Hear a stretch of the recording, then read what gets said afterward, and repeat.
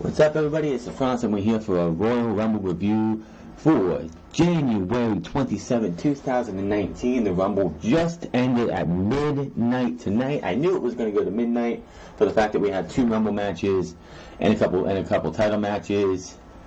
So, of course, it was going to go for past midnight. Tonight's show was not if anyone wants to say this is the best Royal Rumble you've ever seen, you are out of your mind. It was a better show than last year, most likely. The men's Rumble did main event the show compared to the women's like they did last year. We had a bunch of surprises in both the men and the women's, and a bunch of surprises that I actually liked. And two things that happened in the men's Rumble that I'm like, really? Why? What the fuck? This is stupid. We did have three pre-show matches that I only got to see one of. That would be the Buddy Murphy and Deo, Tommy Felisto, and Akira Tozawa match, the Cruiserweight Championship match. Because I was out and didn't get in until right before that match started. We had Razor and Scott Dawson for some reason taking on the team of Chad Gable and Bobby Roode. Drake Maverick said that Vince McMahon ordered that match, and if Chad Gable and Bobby Roode were to lose to Razor and to Scott Dawson, the Revival and the AOP would have a tag team opportunity later down the line. So, of course, you have the tag team champions win their match. The second match of the pre-show was Shinsuke Nakamura versus Rusev for the United States Championship, and we have a new United States Champion as Shinsuke Nakamura. One, thanks to Lana being injured after she was on the apron screaming at Nakamura, who was taking off the ring turnbuckle. I saw this in the replay. I didn't actually see the match, but he was taking off the turnbuckle pad. She's screaming at him. He gets in front of her, tells her to get down, and Rusev ends up knocking her off. She injures her ankle, which would play into what happened during the Women's Royal Rumble match later on in the show. So, thanks to Lana, Nakamura is your United States Champion once again. Why would they give Nakamura the United States Championship? Quite simple, the AEW effect. AEW effect. Then hopefully, this time that he's the champion, going into WrestleMania, we actually see Nakamura between now and WrestleMania.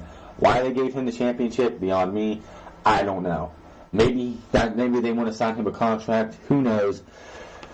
But it did feel like during the Men's Royal Rumble that maybe, just maybe, with who eliminated him, maybe this would be the feud going into the Elimination Chamber for the United States Championship. We will talk about that when we get to the United States Championship, to the Royal Rumble match, because Nakamura was one of the surprises, I guess, in the Royal Rumble match for the men. There were 10 open slots for the Men's Royal Rumble. Of course, John Cena was taken out due to quote-unquote injury and replaced by Braun Strowman. So we had 10 in the men, I believe, and I believe 7 in the women. And I gotta say, out of the surprises for the men in the women's event, the women brought it when it came to surprises. And all of them, all the surprises came from NXT. Unlike last year's Rumble where we had just legend after legend after legend after legend, we had actual superstars from NXT getting a chance to shine. We had some repeat women from last year, but we had a lot of surprises and some that I didn't see coming that I'm like, yeah, that is awesome. And one superstar in the Women's Royal Rumble who put on a show, and she is definitely somebody from the Mae Young Classic that I'm like, she is awesome, and I hope with her appearance in the Royal Rumble this time that we will start seeing her on NXT TV starting with the next set of tapings. Before we get to the main card, we had Buddy Murphy versus Hideo Itami versus Kalisto versus Akira Tozawa, fatal four-way for the Cruiserweight Championship. This was a great match. I'm getting sick of the fact that the Cruiserweights are stuck on the pre-show. This match should have been the Royal Rumble happens, this happens, then the Royal Rumble happens. For the women, this match should have been somewhere on the main card.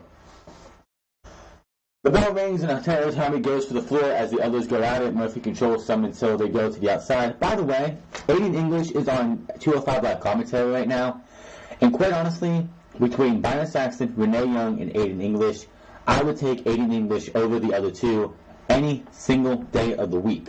Percy Watson's too. He is definitely probably the best third man that they have on any commentary team right now. He's not annoying, he speaks when he's supposed to, he doesn't make stupid jokes. He is actually, I think, hopefully, because he's on 205 Live and he's being run by Triple H, that hopefully maybe we could see this guy I don't know why Aiden English is on commentary. Maybe he's injured and they want to use his talents, which is speaking. So it's great to see that he actually gets to do something instead of just being in the back and catering, doing nothing. Itami returns to the ring and motions for Murphy to come in and fight. Itami gets the upper hand and drops Murphy in the corner. Itami stops Tozawa from coming back in the ring. Itami tries to bring Kalisto in from the apron, but he resists. Murphy comes over and tries to powerbomb Kalisto to the floor. And Tozawa runs the ropes and drops Murphy and Kalisto into the barrier with a dive, which Kalisto turns into a Hurricane Rana onto Murphy. Itami marches from the ring. Itami brings Kalisto and Tozawa back in, keeping them down. Itami with a 2 count on both men. Itami then goes and sends Murphy back to the floor and goes back to work on the others. A lot of people were pulling for Hideo Itami to win this championship tonight, and I wasn't one of them. I kind of figured the outcome was going to be how it was. But all 4 men tonight did give you a great match. Tozawa leaps out, taking Murphy down to the floor. Kalisto then rocks Itami, and Kalisto springboards in with a senton. Kalisto with another big twister off the ropes. Kalisto unloads in the corner and drops Itami for a close 2 count. Murphy comes in, stops the Selena del Sol. Tozawa comes off the ropes with a missile drop kick to Murphy. Tozawa with more offense and a 2 count on Murphy. Tozawa goes to the top, but Itami stops him. Itami brings Tozawa down, but Tozawa spikes him, and this spike honestly looked crazy. Like, there were 2 spikes, I believe. One was to Itami and one was to Buddy Murphy, and both times it looked like the guy just died. Like, he got hit with the spike and just his body went limp. Tozawa runs the ropes and does a suicide dive onto Itami. Kalisto flies out. Murphy runs the ropes and leaps out, taking all 3 opponents down. Kalisto spikes Murphy in the mat with a Hurricane Rana for a 2 count, and that one looked like it hurt more than the spike on, what was it, Hideo Itami? Yeah. The one that went on Murphy looked like that wasn't supposed to go that way, or Murphy didn't get the rotation for the spike to work, but he just looked like he was out and done. It was it for him, but it wasn't. Kalisto goes to the top for a move on Murphy, but Itami stops him. Itami gets kicked away. Murphy nails Kalisto and hits a sit-down powerbomb for a 2 count as Tozawa breaks it up. More back and forth now as Tozawa drives Murphy into the mat, but Itami tries to steal the pin. Kalisto stops this as they all trade pin attempts. Kalisto with a SDS as Selena del Sol to Itami for a close 2 count. Which again, finishes being kicked out of are pissing me off because they do them too much. If I didn't see it in the Aleister Black Tommaso Ciampa match happen 3 times, and we'll talk about that in a second, it's like you see it the night before multiple times, and you see it happen in this show, and it's just like, enough is a fucking enough. Seriously. All 3 superstars are down. They get up and brawl. Murphy and Itami are left standing. They trade shots in the middle of the ring. Murphy with a big V-trigger type knee and an enziguri. Murphy drops it to Tozawa. Kalisto and Tozawa drop Murphy. Kalisto and Tozawa go at it now. Tozawa drops Kalisto with a kick. Murphy unloads on Tozawa and hits a big jumping knee. Kalisto also eats a big jumping knee as he flies in. Itami goes for the GTS on Murphy, but he slides out. Itami with a back fist. Murphy slides out and nails a knee that he just grabbed both of Itami's arms and just pulled him forward and hit him with what would be in New Japan, the V-trigger. Murphy lays Itami out again. Murphy hits Murphy's Law on Itami for the 1, 2, 3, and Buddy Murphy is your winner. Excellent match between these 4 guys. If you have not seen it, you can watch it on YouTube if you don't own the WWE Network. Just go towards the end of, I believe it's like 30 minutes left, maybe 15 minutes left in the pre-show of the Royal Rumble, and check this match out because this match is definitely something you want to see. We started off with Becky Lynch versus Asuka for the Women's Championship, and I could tell you right now, and I probably wasn't the only one thinking this match going on first told you exactly how this show was going to go for Becky Lynch. You just knew this match going on first told you everything. The only thing about this was a great match. This was a great match for these 2. Both women's matches tonight killed it and were 2 of the best matches of the show. This match had only 1 flaw, and it was the finish. Let's see here. The bell rings, and they lock up. They break, they lock up and trade holds. Asuka fights out, but Becky hits her with a shoulder block. Asuka drops Becky off the ropes. Asuka yells at Becky. Becky comes back and shoves her. Asuka swings a back fist, but Becky ducks. Becky talks trash some more. They run the ropes, and Becky sidesteps a dropkick. Becky sends Asuka to the mat and tells her to fight. Asuka brings it up, but Becky goes for a disarm her. Asuka blocks that. Becky with more strikes, but Asuka fights back with kicks, taking the legs out. Asuka with a shot in the face. A quick pin attempt. Asuka towards with Becky now, kicking her at her, but that just fires Becky up. Becky catches a kick and unloads with some forearms. Becky drops Asuka. Asuka goes out for a breather, but comes back in as Becky follows. Asuka knocks Becky off the apron with a hip attack. Becky ends up coming back up, knocking Asuka to the floor. From the apron, Asuka pulls Becky out and works her over as the referee counts. Asuka rams Becky into the LED board at ringside. Becky sends Asuka into the barrier with a Spexploder. Becky brings it back into the ring for a 2 count. Becky beats Asuka down in the corner. Now Becky with more offense for another 2 count, and Becky works on the arm now. Asuka makes a comeback and ends up applying the Asuka lock while on the ropes. The referee counts to 5 and the hold is broken. Asuka charges the corner but misses and hits the ring post as Becky moves, and Becky uses the turnbuckle to apply the disarm her from the top now. She breaks it after the 5 count, well, before the 5. Becky comes off the middle rope, but Asuka catches her in the face with a knee on the way down. Becky comes back with some forearms, but Asuka just takes them. And Becky sends Asuka to the corner, but she comes out with the corner with a drop kick that barely connects. Asuka with a hip attack in the corner while selling the arm injury. Asuka with a back fist and more offense. Asuka with a German suplex. Asuka with another hip attack for a close 2 count. More back and forth and a 2 count by Asuka. Asuka goes to the top for a missile dropkick, but Becky moves. Becky drives Asuka into the mat for a close 2 count. This match was good. Asuka then rolls Becky into an armbar out of nowhere, trying for the Asuka lock, but Becky makes it to the bottom rope. They trade shots on the apron. Asuka unloads with a quick strike to the back of the neck. Asuka tries to German, but Becky from the apron. Tries to German Becky from the apron, but Becky holds onto the ropes. Asuka Lynch tries for a Bexploder on the apron, but Asuka hangs on. Asuka now goes for his fisherman suplex on the apron to the floor, and she hits most of it. And this fisherman suplex to the apron.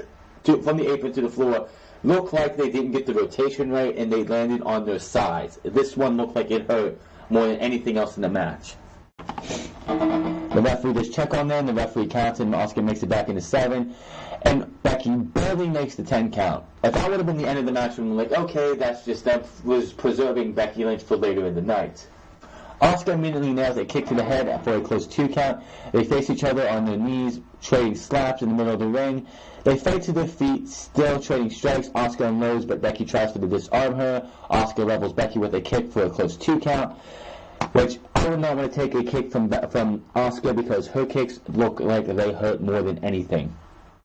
Becky climbs up to Asuka on the top. Asuka rocks her and sends her back to the mat. Becky keeps fighting and climbs up. Becky hits a super Bexploder from the top, and Asuka kicks at her too. The reason I'm not really mad that she didn't beat her with the super Bexploder is because Becky usually doesn't beat anybody with the Bexploder. That's usually her setup to disarm her. So it's not as big of a deal as if you would have her put her in a finisher that she usually hits and then wins. It's not the same. It's like a setup move. Becky goes up top for the leg drop, but Asuka moves. Asuka applies the Asuka lock. Asuka then turns it into a disarm her. Becky counters and uses the Asuka lock on Asuka herself. They break and Asuka levels Becky with a big kick to the head. Becky takes it and pulls Asuka into the disarm her, but Asuka breaks free and rolls Becky up for a 2 count. Becky rolls Asuka for a 2 count. Asuka with a nice takedown into the Asuka lock in the middle of the ring. Asuka does a bridge with a neck submission and Becky taps out for the finish. And Asuka is still your women's champion. I do not agree with how this match ended. If you had Becky in the Asuka lock, Becky should not be tapping out to anybody. Becky should not be getting pinned by anybody until we get to WrestleMania and beyond. Becky Lynch losing clean does hurt her a little bit. If you were to do this and you wanted Asuka to beat her clean, what you should have done is what happened last night with the Care for the Clutch and Bianca Belair not tapping out. Becky should have passed out. Then when they got to the Royal Rumble later in the night, it would have made a little bit more sense that, hey, I didn't tap out. I may have lost that match, but I didn't tap out. Having Becky Lynch tap out to Asuka is not a good look for Becky Lynch. How they got her into the Royal Rumble match, we will talk about later. We have to talk about Miz and Shane McMahon versus The Bar for the SmackDown Tag Team Championships. So, in less than a year, the bar have went up against a 10-year-old and a 40-some-year-old McMahon who isn't a real wrestler, and have lost their tag team titles to both of them. Yes, The Miz and Shane McMahon won these titles. Do I really care? No. Do I really want to go over the match? No, because we're not going to. Miz and Shane McMahon win with the shooting star press on the bar after a decent tag team title match. Miz got Shane McMahon, I believe it was Miz. Shane McMahon got taken out halfway through the match, and you knew how that was going to go. Don't really care. Miz pushes Cesaro in the way of a bro kick. Miz with a skull crushing finale on Sheamus. Shane goes to the top, hits a shooting star press. Cesaro for the pin for the 1-2-3, and Shane McMahon and The Miz are your champions. So, of course, The Miz's dad had to be in the crowd for this match. Had to be, absolutely had to be, because the storyline going into this match was Miz's dad has never been proud of him because Miz's dad is a fan of Shane McMahon. Bunch of bullshit, and this is all going to lead to a heel turn by the time we get to WrestleMania. Sasha Banks versus Ronda Rousey for the Raw Women's Championship. This was a great match, and Ronda Rousey got outclassed by far. I do want to say that Ronda Rousey looked a little like she was supporting AEW with her clothing tonight. Wearing white, black, and gold. And of course, All Elite Wrestling is white, black, and gold, or white and gold. So I was like, is she supporting AEW a little bit, or is she like playing, like, it just looked a little AEW-ish to me. The bell rings, and they meet in the middle of the ring, talking trash, talking shit to each other. Banks swings first, but Rousey arm drags her. Banks counters that with another drag of her own, and Sasha Banks just with the she felt a little bit more like NXT Sasha Banks tonight than she does usually.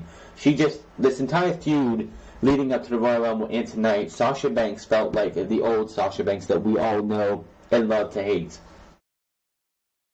They trade counters again, and Rousey mocks Banks for a pop. Rousey yells at her how Banks said she can't wrestle. She'll show us how she can wrestle. Rousey hits the suplexes like WWE Hall of Famer Eddie Guerrero, as they noted on commentary, which were the Three Amigos, which of course is how we see Sasha Banks do it every once in a while, especially in a big match.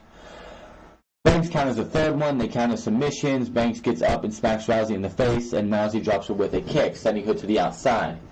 Rousey follows and beats Banks against the LED board on the ring post. Banks ducks a shot, and Rousey hits it.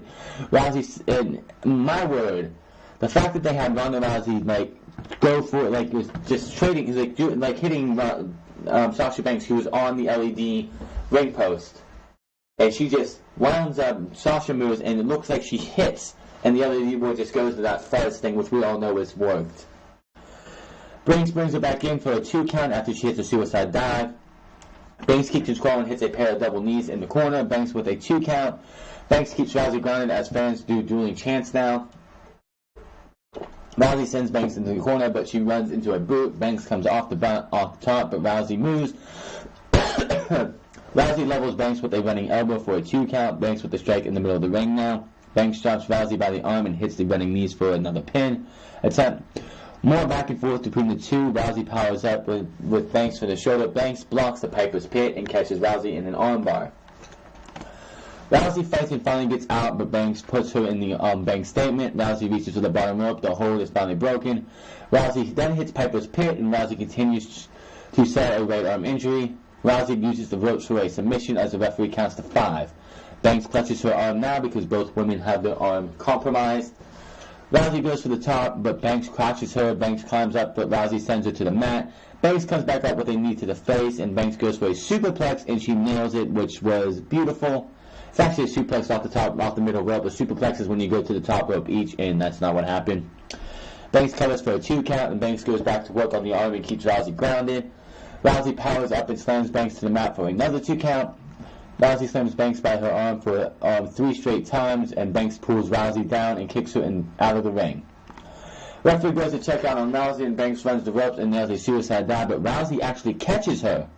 And Rousey talks some trash and drops Banks into her. She catches her, does the entire thing where she puts Banks' arm on her shoulder and then flips her around and puts her in the armbar.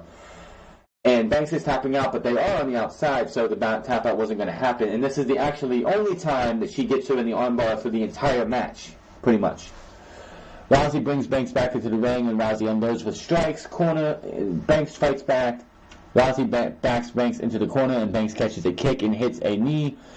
Rousey drops Banks with a big right hand for a close 2 count. Rousey gets up and goes for the gut-wrench slam, but Banks blocks it. Banks sends Rousey face first into the turnbuckle. Banks with double stomps to the arm. Banks goes for the backstabber, but Rousey slams her. Rousey goes for the armbar, but is blocked. Banks counters and drops Rousey for another 2 count. Banks goes into the Banks statement in the middle of the ring. Rousey drags it to the bottom rope, but Banks is using part of her attire to tighten the hold. So yeah, these arm sleeves things that you see always going around on Banks' arm, one actually was like loose and off of her arm, so she's actually using that when the Banks statements to get more like damage to Ronda Rousey because her one arm is injured and she can't get as much pressure with her arms. Rousey gets to the ropes, but Banks pins her for a 2 count. Banks then gets a Fujiwara armbar in the middle of the ring, and I actually like the fact that Ronda Rousey was selling so much of this armbar. She looked like she was like crying in pain how bad this hurt her, like selling wise. Rousey counters the hold and powers up a big gut-wrench slam. Rousey rolls through, powers up Banks with her shoulders, hits a Piper's Pit for the 1, 2, 3. Yes, Ronda Rousey could not even attempt to tap out Sasha Banks, or her arm was so damaged she won with the Piper's Pit, something we have not seen before, and it's a nice little change for Ronda Rousey. So, good on them. Both women's matches in this show were 2 of the best matches of the night. We had the first Rumble of the night, and it was the Women's Royal Rumble. No, the women did not main event 2 Royal Rumble pay-per-views in a row. Lacey Evans and Natalya were the first two. Of course, Lacey Evans had her nice little promo calling how she's the only true lady of NXT. But her and Natty was the Iron Woman of this match. She lasted 55 minutes on this night. We had a runner-up to the Iron Woman too, because Ember Moon, who comes in later on the show, went for 53 minutes, and Lacey Evans did not have a bad showing herself, as she lasted 39 minutes. Mandy Rose was third. Liv Morgan was fourth. She lasted 8 seconds as she came in and got lifted over Natalya's head and was thrown out. Mickie James at number 5, Ember Moon at number 6, Billie Kay at number 7. Mickie James got eliminated by Tamina, who came in at was not there yet.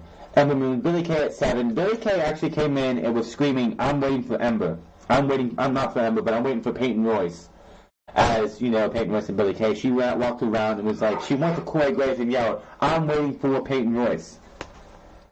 God, I hate the Iconics. Let's see here. We had Nikki Cross at 8, who actually attacked Billie Kay before she got in the ring. Billie Kay eventually did come into the ring and went after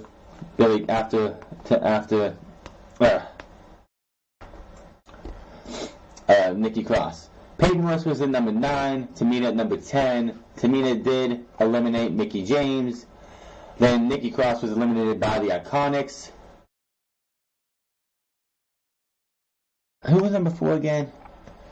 Let me see here. I have this messed up somewhere. Who was number 4? Oh, yeah.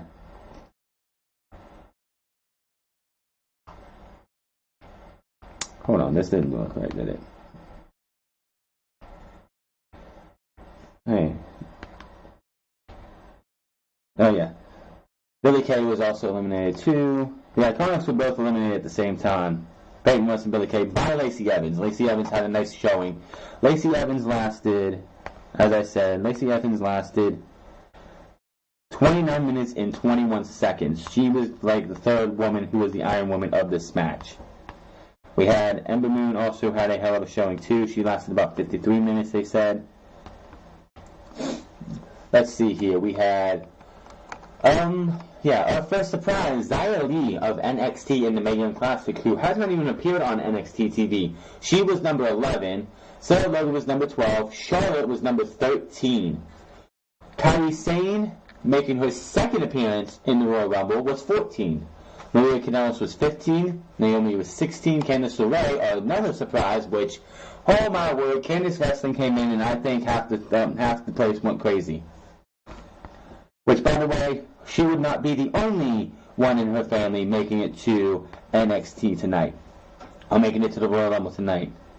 Let me see if I can get this right. Sixth elimination was Xia Li. She got eliminated by Charlotte Flair. Tamina then was eliminated by Charlotte Flair as well.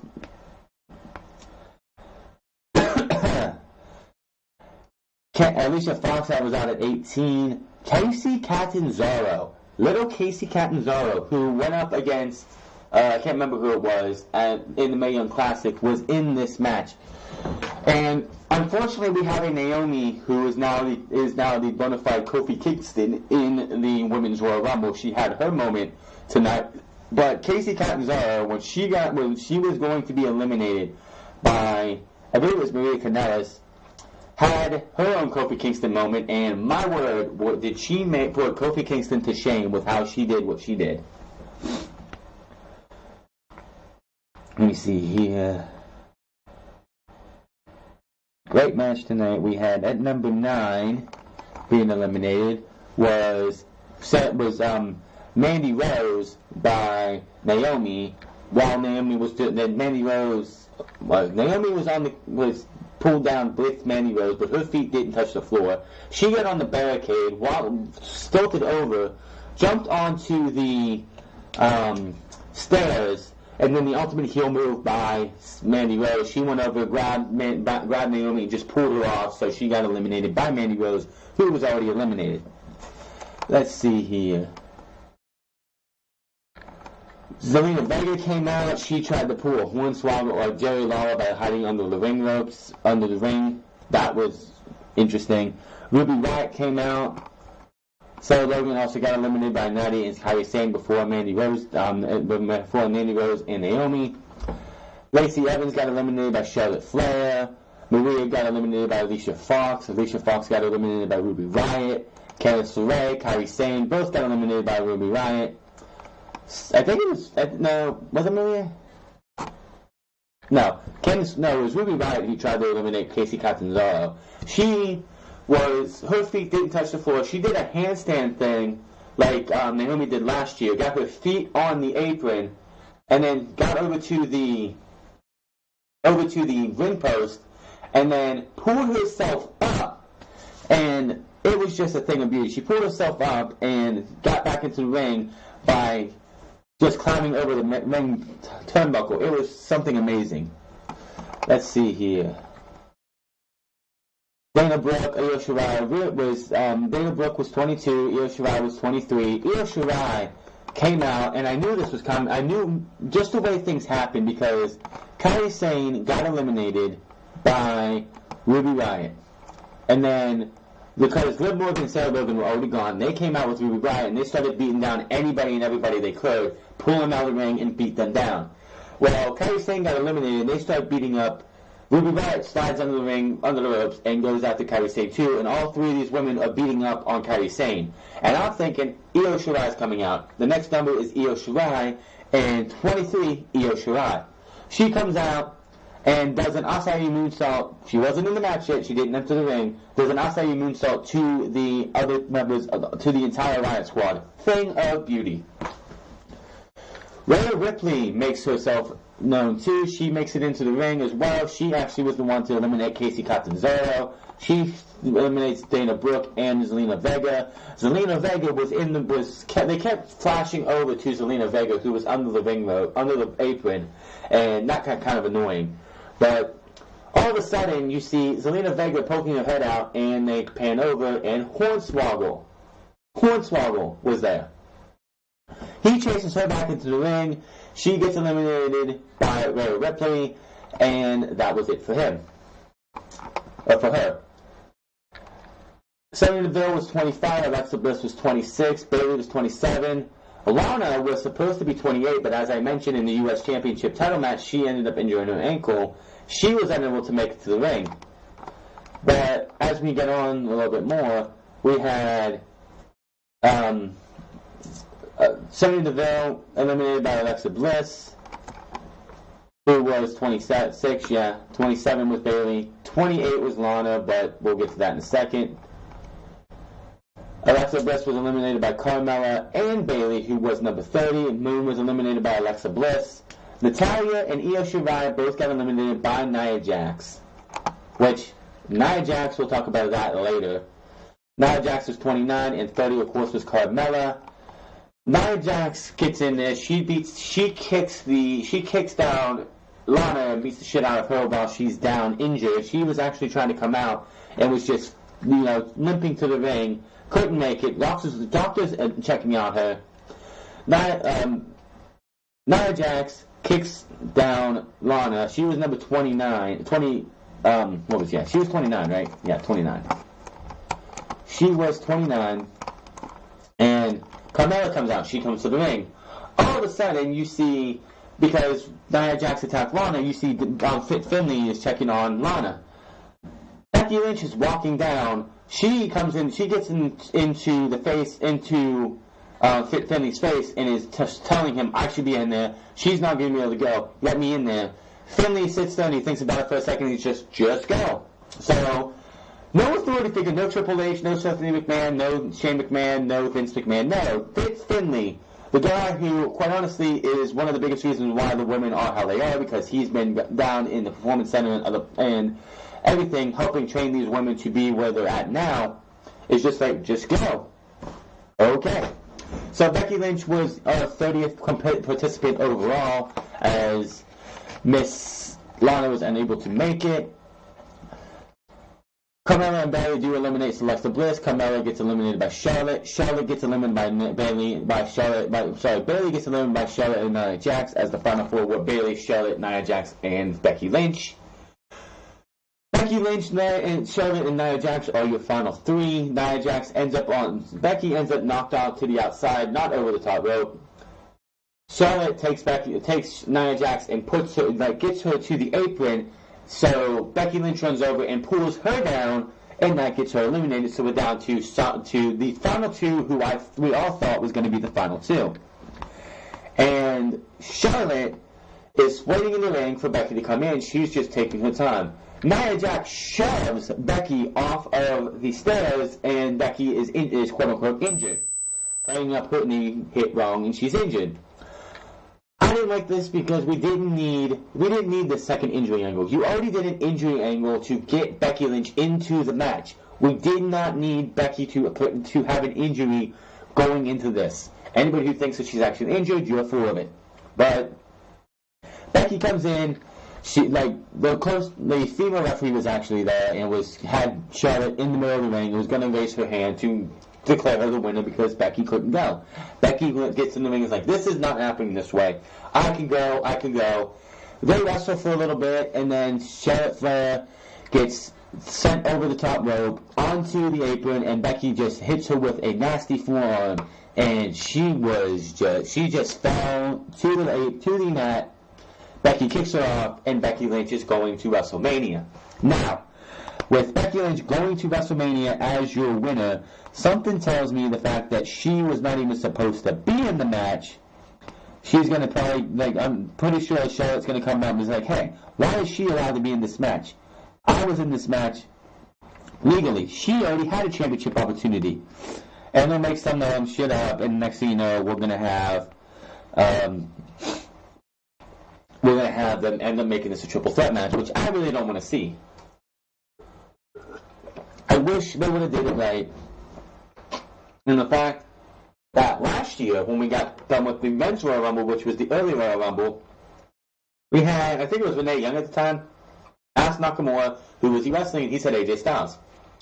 Why didn't you have Becky grab a microphone and be like, I don't have to decide who I'm going to be wrestling at WrestleMania. I want Ronda Rousey. And there you go. But we didn't need that. So far we have our two winners tonight, and neither one of them have said who they're going to be facing at WrestleMania. Intrigue for Monday and Tuesday, but we all know who is going to be going after the Raw Women's Championship, and it's Becky Lynch. AJ Styles versus Daniel O'Brien with one of the craziest finishes of the night, and I'm still scratching my head.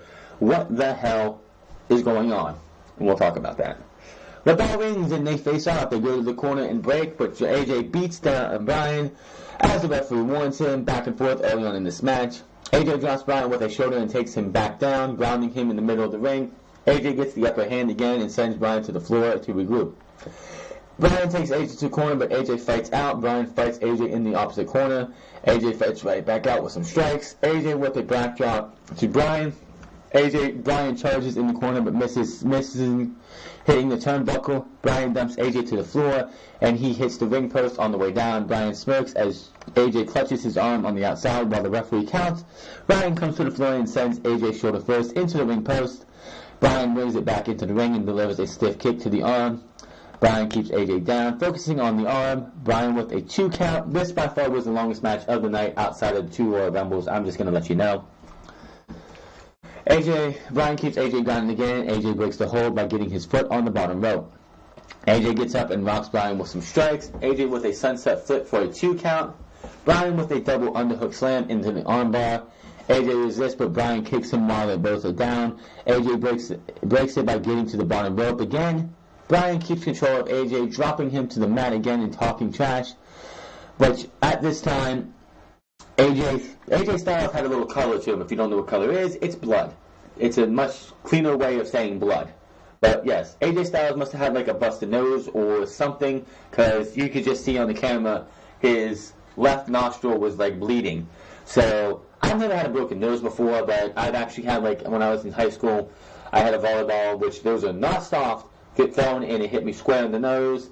Busted my nose a little bit. It didn't break, but I was bleeding. Your eyes well, like that. I can feel, and I've felt that before because your eyes well up. You can't think straight for a minute. So that definitely would be a factor into this match. But he actually has AJ down, and he sees the blood coming. He's like, "Is your nose bleeding, AJ?" And he just starts wailing and wailing and wailing and wailing and wailing and wailing and wailing AJ's nose, and it's just great for Bryan's character, because it's just him in attention to details. Like, this guy's nose is busted, I'm going to go after it. Bryan stands up and poses for a mixed reaction from the crowd. AJ looks for a comeback and hits a drop kick. AJ keeps control and hits a pump handle into a backbreaker. AJ with a suplex into a neckbreaker for a 2 count. AJ pounds Bryan in the face now while they're down. AJ goes for a Styles Clash, but it's countered into a takedown for a pin attempt. They roll around the mat with pin attempts. AJ with a dragon screw leg whip, and AJ with another leg whip. Definitely, dragon screws, though, if it's done right, could look like you definitely tore that person's knee up. AJ Styles, it was a good dragon screw. A great dragon screw, though, is Daniel Bryan's. He has one of the best dragon screws out there. Bryan turns it into a drop toe hold in the turnbuckles. Bryan with more offense into the corner now. Bryan counters and hits a giant suplex for a close 2 count. They tangle in the corner and AJ goes for a Super Styles Clash, but he couldn't get Bryan's arms free, and Bryan kicks him out onto the floor. AJ makes it back into the 6. Bryan gets sent to the floor, and AJ knees Bryan in the face from the apron. More back and forth on the floor. AJ jumps in the barrier and hits a moonsault into the reverse DDT on the floor, and the referee counts as we get a replay. This was, I think, one of the best spots of this match and the best spot of the night. AJ Styles leaps onto the barrier, and in one fluid motion, he does a moonsault, and he wraps his arm. You have to watch it in slow motion just to see how he does this. He does a moonsault, wraps his arm around Daniel Bryan's neck, and hits a reverse DDT. One fluid motion, no stopping, thing of beauty. AJ gets him back into the ring and springboards with a 450, but Bryan gets the knees up. But this also is Daniel Bryan's knee is hurt by this time. Bryan tries for the label lock and gets it knocked in, but Bryan yells at AJ to tap. AJ turns it into a 2 count for a pin. AJ applies the calf crusher on Bryan, screams in pain on his injured knee. Bryan makes it to the bottom rope to break the hold. Bryan drops AJ with an enziguri. Bryan delivers a kick to AJ while AJ is on his knees now. Bryan ducks the roundhouse kick, but Bryan delivers another kick and connects with the injured arm. AJ rolls Bryan for the calf crusher, but Bryan kicks him in the head for a close 2 count. Bryan holds AJ's arms and stomps away. Bryan goes to the top, but AJ rocks him. AJ climbs up and headbutts Bryan a few times. AJ unloads with headbutts now. Bryan slides down and crouches AJ on the top. Bryan climbs up and goes for the super back suplex from the top row, but AJ manages to land at his feet. AJ goes on to apply the calf crusher in the middle of the ring, and AJ turns it into a count of 2. Bryan knees go out. They battle for a backslide. Bryan unloads with an elbow. AJ with elbows now. AJ breaks it, and there's a brainbuster for a close 2 count. AJ rocks Bryan from the apron. AJ springboard for the phenomenal form, but Bryan kicks his hand. AJ falls on the apron, and Bryan gets hung up over the top rope. AJ springboards again, but Bryan kicks him out of the air. AJ drops Bryan with a parallel kick. Both men are down, and all of a sudden, Eric Rowan, who has his first name back again, comes walking into the ring, to the ring side with street clothes on. And we're all sitting here, what the fuck is he doing out here? The announcers have no idea. Fans have no idea. Rowan just watches from ringside. AJ and Bryan go at it, and again, AJ blocks an enziguri and hits a Styles Clash. The referee is down because when he ducked from the enziguri, the referee actually got hit in the face. Hits the Styles Clash in the ring, stopping AJ from making the pin. Rowan, all of a sudden, comes in the ring, grabs AJ by the head, pulls him up, and just picks him up and slams into the mat. He gets out of the ring. Daniel Bryan crawls over, covers AJ as the referee is getting up, and for the 1, 2, 3, thanks to Eric Rowan, AJ Styles loses to Daniel Bryan. What the fuck? After the match, Rowan gets back in the ring, looks at Daniel Bryan, and we go to replays. Rowan gets and comes in, grabs AJ, holds AJ, tells Bryan, get ready for the running knee.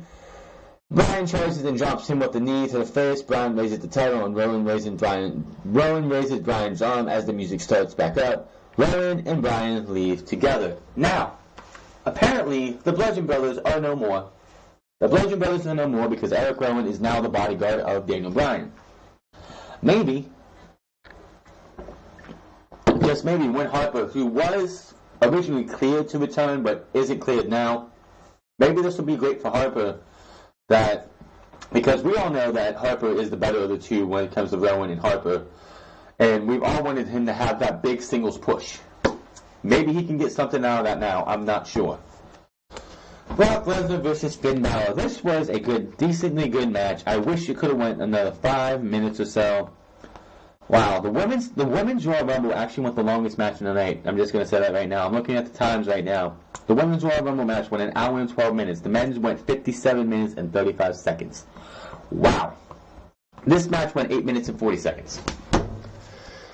This match, honestly, none of us expected Finn Balor to win. We all knew Brock Lesnar was going to win going into WrestleMania, but the question was, how is Finn Balor going to look? For the match, Finn Balor looked great. It was after the match that I don't agree with. Heyman cuts Rowan off, and they do the whole thing. The bell rings, and Balor drop kicks Lesnar into the corner immediately. Balor unloads with punches and kicks in the corner. Balor mounts Lesnar with some more offense, but Lesnar ends up grabbing him and hitting him with a hits him with a suplex. Lesnar sends him to the apron, but Balor kicks from the apron. Balor leaps with his stomp to stun Lesnar again. Balor with some more quick offense, dropkicking Lesnar back into the corner again. Lesnar catches Balor in midair and delivers a big belly-to-belly suplex, sending Balor to the outside. Lesnar follows and runs Balor into the barrier, then the apron. Lesnar yanks Balor back out into the barrier by his leg. Lesnar with another big overhead throw to the floor.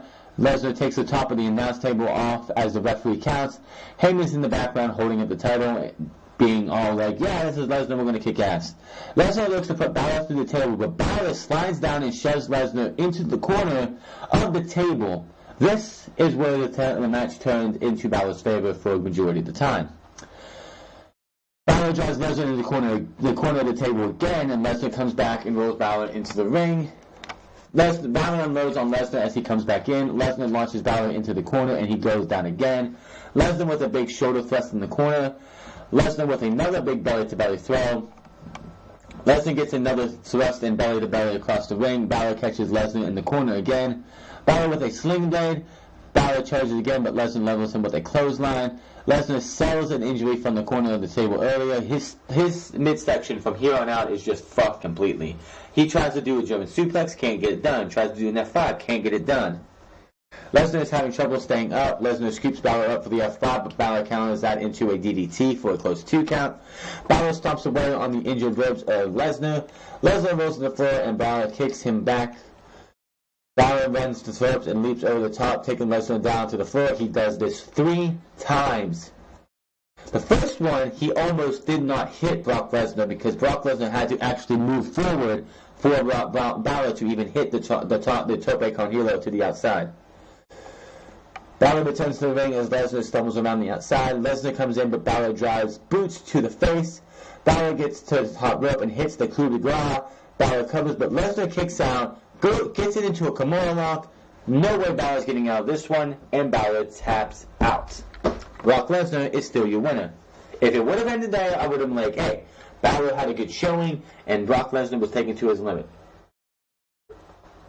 But, of course, what does WWE have to do?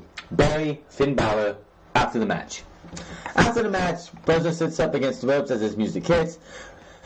Lesnar grabs Balor from the mat and hits a big German suplex. Lesnar with another German. Lesnar destroys Balor and raises the title in midair as Heyman hands it in. Fans give him a mixed reaction. The music starts back up again. But Lesnar looks down at Balor. Lesnar kicks Balor and scoops him up again. Drops Balor with the F5 in the middle of the ring. Lesnar raises the title to more boos. This time Lesnar and Heyman lead together. Arms in the air as Balor recovers in the ring. What was the fucking point of that? There was absolutely no fucking reason that Brock Lesnar should have went out and done more damage to Finn Balor. Did he do that to AJ Styles? No. Did he do that to Daniel Bryan? No. Why the fuck would you take a match that was actually a decently good match and then just go, well, Finn Balor, we pushed Finn Balor up here. Let's just bury his ass again. Watch Finn Balor do nothing going into WrestleMania. This is the last big thing that Finn Balor is going to do. You know why they did it? Because they want to keep him happy going because of AEW. Because when his contract's up, he can go to AEW if he wanted to. But this is Vince McMahon saying, well, we gave him a shot, we're going to bury him now. Finn Balor's not going to do shit from here on out, I guarantee it. Time for the main event, and that is the Men's Royal Rumble, and number 1 was Elias. Could you care to guess who was number 2? Jeff Jarrett. No thank you, get out of here, please. He gets hit in the back with the guitar, thrown out. Jeff Jarrett didn't last more than 2 minutes. Last year's winner, Shinsuke Nakamura, was number 3.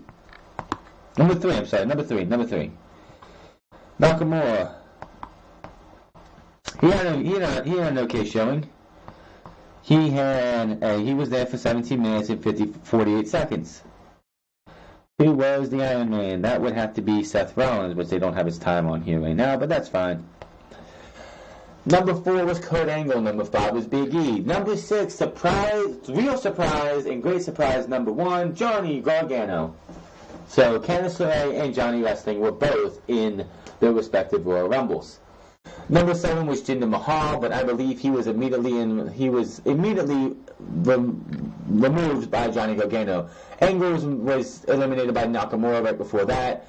Big E was eliminated by Samoa Joe, who came in after Jinder Mahal.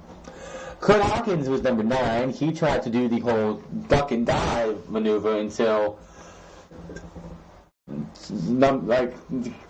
Titus O'Neil came in at number 11, but before that, Seth Rollins came in. This was Mr. Iron Man and your eventual winner. Titus came in, he did the whole running to the ring, and then he slowed down and cheered everybody because Titus World Slide didn't have a repeat of the Greatest Royal Rumble. Can we let the fucking thing go? Either push it or leave it alone. Kofi Kingston in at number 12. Mustafa Ali was in at number 13. He had a nice showing. Dean Ambrose at 14. No Way Jose at number 15. Drew McIntyre and No Way Jose had the distinct honor of being in there for only a little while. He was in for 2 seconds. For whatever fucking reason, WWE and Vince McMahon has this entire thing of let's break Santino Marella's record of 1 second. It's not going to fucking happen. You can't beat 1 second. You just can't. Stop it. Drew McIntyre was in at 16. Xavier Woods in at 17. Pete Dunne, the Bruiserweight, another surprise, was in at 18. Andrade Cien was in at 19. Apollo in at number 20. Aleister Black was in at 21 and had a nice elimination by eliminating Dean Ambrose with Black Mass. Shelton Benjamin, where the hell has he been? In at 22. Baron Corbin in at 23. Jeff Hardy in at 24. Mysterio in at 25. Bobby Lashley at 26. Strowman in at 27. Dolph Ziggler at 28. Yeah. So much for him being gone. I guess he's still sticking around WWE. Randy Orton at 29. And here's where things took a turn for the worse. I don't know who the fuck thought this was a good idea. Especially with the backlash I know WWE's going to get from this. R-Truth was supposed to be number 30. What happened? He's rapping a little bit because, you know, that's his shtick. All of a sudden, Nia Jax comes up and just beats the holy hell out of R-Truth and then goes to the ring, enters the ring, and takes the number 30 spot. Yeah, can someone tell me who thought that was a good fucking idea? I'm sorry. That was just stupid. That absolutely was stupid, and it made the Rumble match even worse. You had number 2 being Jeff fucking Jarrett, who thought that was a good surprise.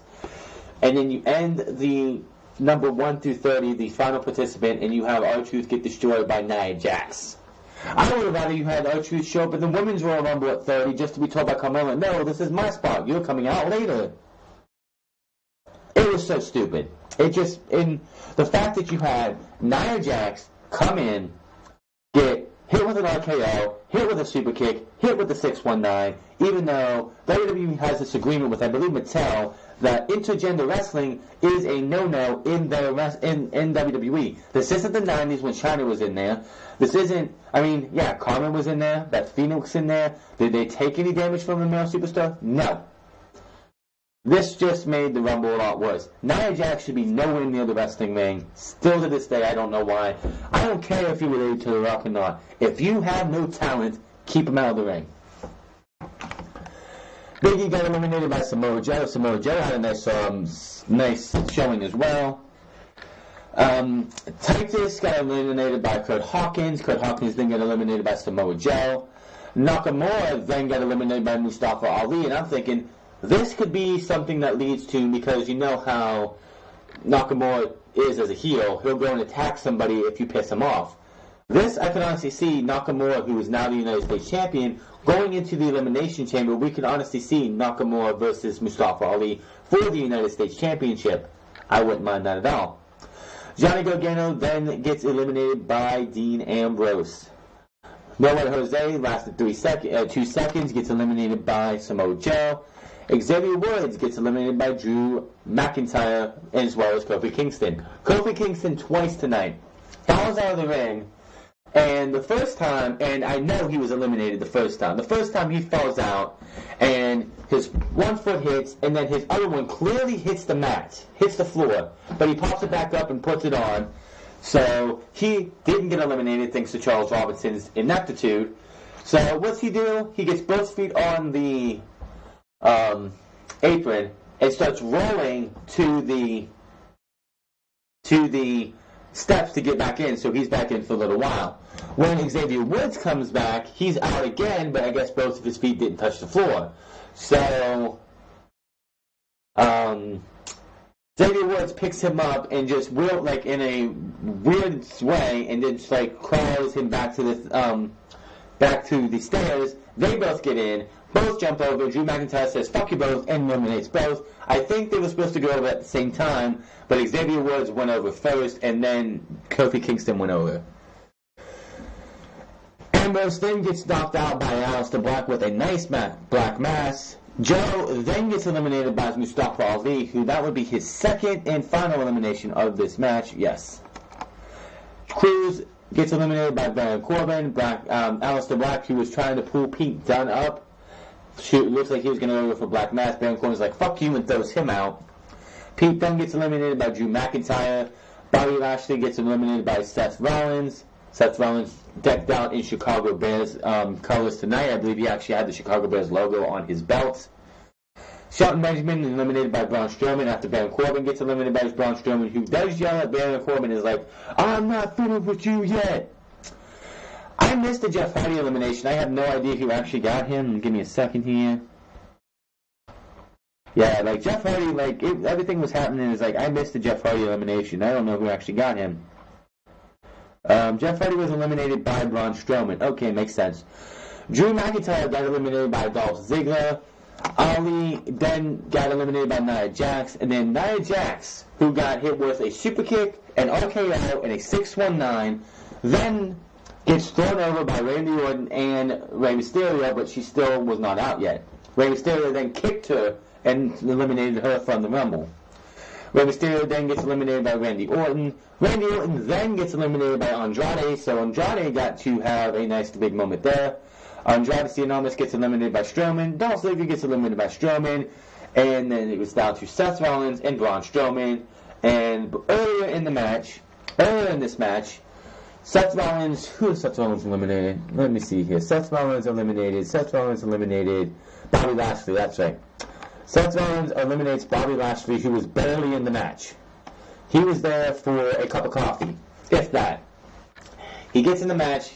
I honestly don't think this elimination is supposed to happen like this. He gets put to the outside by Seth Rollins, and I think he was supposed to keep a hold of the ring ropes, but he falls out. He falls out and is gone. Within seconds, it felt like that he got in there. Then what's he do? He was in for 12 seconds. He pulls Seth Rollins out and takes him, beats him down, and puts him through the announce table. And I'm thinking, gee, I wonder who's going to win the Royal Rumble.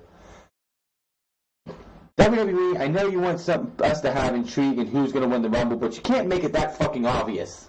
Seriously, this is just as bad. This is not as bad, but almost as bad as when you got Roman Reigns to win the Royal Rumble, or have Roman Reigns make it to the finals of the Royal Rumble when you had the League of Nations attack him and then send him to the back. No, he didn't win that match, but he was there towards the end because he was number one. Seth Rollins ends up winning by hitting the curb stomp on Braun Strowman, knocking him out of the ring, and Braun Strowman and Seth Rollins is your winner, and Seth Rollins is going to WrestleMania. Obviously, the Raw side of the title picture is going to be set when we get to WrestleMania, as we know for a fact Seth Rollins will be going against Brock Lesnar, and Becky Lynch will definitely be picking Ronda Rousey as her opponent for WrestleMania. Now, before we leave, there was a lot of great surprises on this night. Pete Dunne, for sure. Johnny Gargano, awesome. Aleister Black, awesome. Out of the Men's Royal Rumble, if I could see Seth Rollins versus a Johnny Gargano, or Seth Rollins versus a Pete Dunne, a Aleister Black versus Pete Dunne, or not Pete Dunne, I'm sorry, Aleister Black versus Seth Rollins, or Drew McIntyre versus Johnny Gargano, Pete Dunne, or Aleister Black. Definitely a good Royal Rumble. The Women's Rumble this year was definitely better than last year. Last year it just felt so lackluster because it was just basically, let's pay homage to all the women that came before. We're going to have the most eliminations in a Women's Royal Rumble match belong probably still to Michelle McCool, who had 7 last year. Natalya was your Iron Woman. Seth Rollins was your Iron Man. I believe he had 50-some minutes. He wasn't 50-some minutes. It was only a 50-some minute match. He had about 40 minutes, I believe, in the match. He was there from number 10 on. Natalya lasted majority of the match in hers. But, yeah, the two people we knew who were going to win won their Royal Rumbles. I would have gave it to Drew McIntyre, but when I think about it, I don't see Drew McIntyre being ready for the Universal Championship. That's SummerSlam. Between now and SummerSlam, Drew McIntyre will be ready and primed for the Universal Championship. Will it be against Seth Rollins? Who knows? Becky Lynch versus Ronda Rousey needs to stay Becky Lynch versus Ronda Rousey. But I guarantee you Charlotte's going to come out on Tuesday and she's going to bitch, complain, moan, and groan with the fact that she should have been the winner because Becky Lynch shouldn't have been in the match. But hey, a WWE official said, go ahead, we need 30 consecutive superstars, only 29 have been through, go. But I guarantee you, Becky Lynch won, but I guarantee you, Charlotte Flair is going to bitch, moan, and whine and complain to get into the main event of WrestleMania for the Raw Women's Championship. No doubt about it. It's pathetic, but it's just how WWE's going to go. But that was Royal Rumble 2019. It was a pretty good show. I don't care for the SmackDown Tag Team Championships. Like, it's kind of funny how we come out of, I believe it was last week that, like yesterday on Unscripted, we talked about it. I believe it was this week or last week, where WWE wants to make the Revival the face of the tag team division, and they want to push tag team wrestling, but yet you have The Miz and Shane McMahon as SmackDown Live Tag Team Champions. I wish people who would say, I wish they would do what some people have suggested and merge the tag team divisions, because this is just awful. And anybody who sits there and is like, oh, this is because Shane McMahon wanted to be tag team champion when he was a kid. Tell me, anytime you talk to a professional wrestler who comes out and says, do any of them ever say, yeah, I want to be a tag team champion. I want to go out and be the tag team champions. I want to win the world tag team champions, and that's all I want to do with my career. Bullshit. Anybody who is a wrestler, whether you're in a tag team or not, knows the one thing that you want to strive to be one day is world heavyweight champion or world champion, not the tag team champions. Don't give me that bullshit. That is fucking pathetic storytelling. It's all going to lead to The Miz turning on him and going off to be his opponent at WrestleMania. Fine, whatever, but who wins the tag team titles? No idea. The biggest questions coming out of the Royal Rumble are, who's Becky Lynch going to go up against, even though we know the answer? Who's Seth Rollins going to be going up against? But we already know the answer to that, most likely. The biggest question is what the fuck is going on with Eric Rowan? What the fuck is that? And when are we going to learn on Tuesday? It's the big question coming out of the show. What the fuck is going on with Eric Rowan? And apparently, the Bludgeon Brothers are no more. That is your Royal Rumble review. Let me know in the comment section below what you think. Do you like this? Did you like this show? Did you think this was boring? What was your favorite match? Hit that subscribe button, comment down below, like or dislike this video. Find me on Twitter at TheFronts, find me on twitch.tv/TheFronts08, and I will see you guys tomorrow for Monday Night Raw.